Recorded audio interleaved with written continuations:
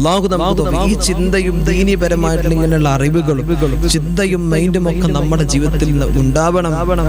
എന്നിട്ട് നമ്മൾ ക്ലാസ് കേൾക്കും, നമ്മുടെ ക്ലാസ്സിന് വരും, നമ്മുടെ എല്ലാ കാര്യങ്ങളും കൃത്യമായിട്ട് നമ്മൾ ഉണ്ടാകും. പക്ഷേ നമ്മുടെ പ്രിയപ്പെട്ട മക്കൾ ഇങ്ങനത്തെ കാര്യങ്ങളൊന്നും ഇടപെടുന്നില്ല എങ്കിൽ നമ്മുടെ കുട്ടികളൊക്കെ വലിയ പരാജയത്തിലേക്ക് എത്തപ്പെടും. മനസ്സിലാക്കണം. ചെറിയ നിസ്സാര കാര്യങ്ങൾ മതി നമ്മുടെ കുട്ടികൾക്ക് ഇന്നൊക്കെ പ്രശ്നങ്ങൾ ഉണ്ടാക്കാൻ, അവർ വയലന്റ് ആയിട്ട് മാറാൻ. എന്തുകൊണ്ടാണ്? ഖൽബിനകത്ത് ഈമാന്റെ അംശം കുറഞ്ഞു പോയി. അവർക്ക് സങ്കടങ്ങൾ താങ്ങാൻ കഴിയുന്നില്ല. കഴിഞ്ഞ ദിവസം കാസർഗോഡ് ഭാഗത്താണ് ആമിന നുസ്ഹ എന്ന് പറയുന്ന ഒരു പെൺകുട്ടി വാർത്തകൾ വന്നത്. സ്വന്തം പിതാവ് അവിടുന്ന് റീചാർജിന് പൈസ ചോദിച്ചു 1500 രൂപ. പാപ്പ കൊടുത്തത് 1300 രൂപ, 200 രൂപ കുറഞ്ഞു.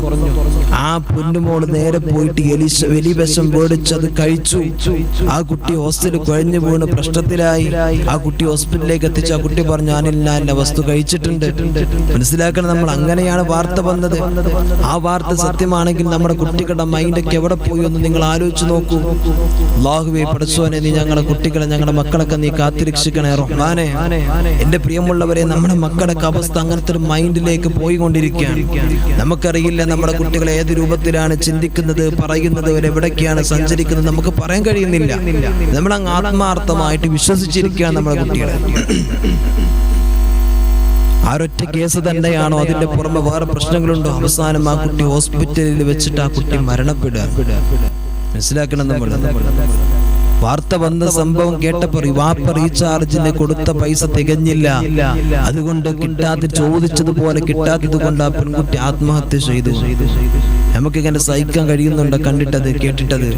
പടച്ചുറപ്പേ, നീ ഞങ്ങളുടെ മക്കൾക്ക് ബോധം കൊടുക്കണേ അല്ലാഹ്.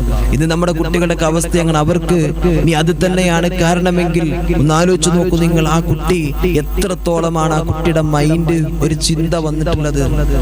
ഇങ്ങനത്തെ ഒരു വിഷമം പോലും നമ്മുടെ കുട്ടികൾക്ക് സഹിക്കാൻ കഴിയുന്നില്ല. ഇന്ന് നമ്മളൊന്ന് മനസ്സിലാക്കണം, നമ്മുടെ കുട്ടികൾ പലതും നമ്മോട് പറയുന്നില്ല, അവർ ഒളിപ്പിച്ചു വെക്കണം. അവരുടേതായിട്ടുള്ള ലോകത്തേക്ക് അവർ ജീവിക്കുകയാണ്. ഇപ്പൊ കഴിഞ്ഞ ദിവസം കണ്ടില്ലേ, ഒരു പെൺകുട്ടി, 2 ആൺകുട്ടികൾ സഹപാഠികളാണ്. ആകെ വയസ്സ് 16ഉം 17ഉം വയസ്സ് മാത്രമേ ഉള്ളൂ. അവരെ കാണുന്നില്ല, അവരെങ്ങോട്ടോ പോയിരിക്കുകയാണ്. വയനാട് ഭാഗത്ത് അവസാനം ഒരു മലമുകളിൽ നിന്ന് അവർക്ക് 2 ദിവസം കഴിഞ്ഞിട്ട് കിട്ടുന്ന സമയത്ത് അവരുടെ ജീവിതം അവരോട് ചോദിച്ചപ്പോൾ അവർ പറഞ്ഞത്, ഞങ്ങൾക്ക് ഒറ്റയ്ക്ക് ജീവിക്കാനുള്ള ഒരു മൈൻഡിലേക്ക് വന്നു. ഞങ്ങൾ ഒറ്റയ്ക്ക് വേണ്ടി കുറച്ച് സമയങ്ങൾ ചെലവഴിക്കാൻ വേണ്ടി പോയവരാണ്. അപ്പൊ ആലോചിച്ചു, സ്വന്തം മാതാപിതാക്കളെ കുറിച്ച് അവിടെ ചിന്തയില്ല. സ്നേഹം കൊടുത്ത് താലോലിച്ച് വളർത്ത മാതാപിതാക്കൾ എവിടെ? അവരെ വേണ്ട നമ്മുടെ മക്കൾക്ക്. ആ രൂപത്തിലേക്കാണ് നമ്മുടെ കുട്ടികളും നമ്മളൊക്കെ മൈൻഡ് ഒന്നിങ്ങനെ മാറിക്കൊണ്ടിരിക്കുന്നത്.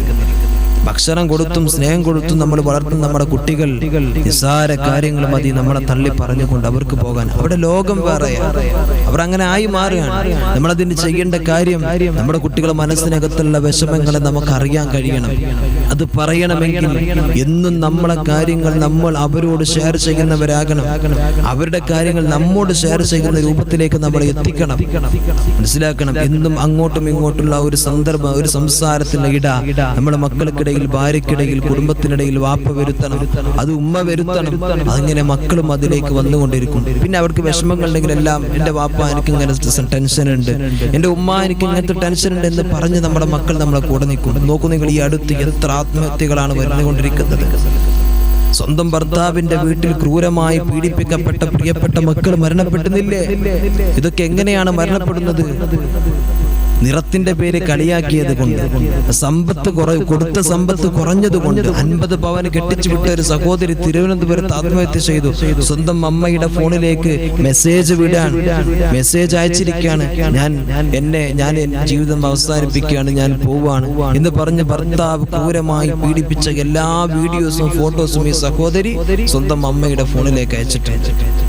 എന്നിട്ട് ആ സഹോദരി അങ്ങ് ആത്മഹത്യ ചെയ്തു. എന്റെ പ്രിയമുള്ളവർ, ആത്മഹത്യ എന്ന് പറഞ്ഞാൽ ജീവിതത്തിൽ ഒരു ഒളിച്ചോട്ടല്ലേ? അതുകൊണ്ട് എന്ത് പരിഹാരം ലഭിക്കാനാണ്?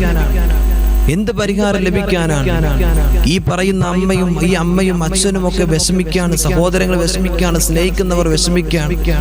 കാലാകാലം ആ ഒരു വിഷമം അവരുടെ ഹൃദയത്തിൽ നിന്ന് പോകുന്നുണ്ടോ?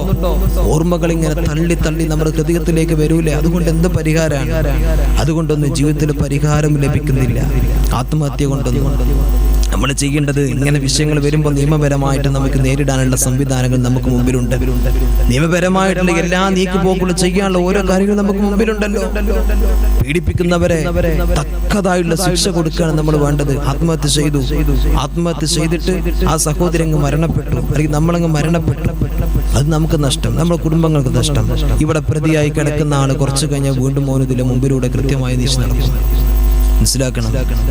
മനസ്സിലാക്കണം. ഓൻ ചിരിച്ച് വീണ്ടും നടക്കൂലേ?